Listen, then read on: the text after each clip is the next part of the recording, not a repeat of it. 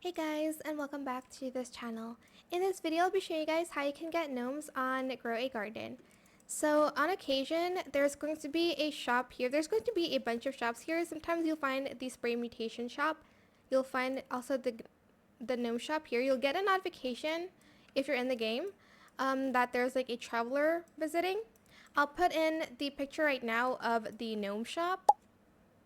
So you're just going to go up to the person, and it is like kind of like a mystery box kind of thing, so that you don't know what you'll get, and some of these are like rarer than others. Um, this one's my favorite cause it's like pink and it's the candy blossom one.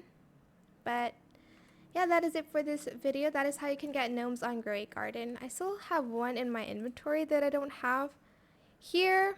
It's the like green one, I think. It's this one. I'm not the biggest fan, but I'll put that there as well. Where is it? I'm gonna put it like this maybe. Okay, let me just...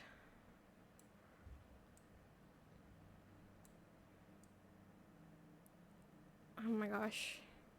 I'll put it next to him. I kind of want to put it like on here. Maybe I should move it.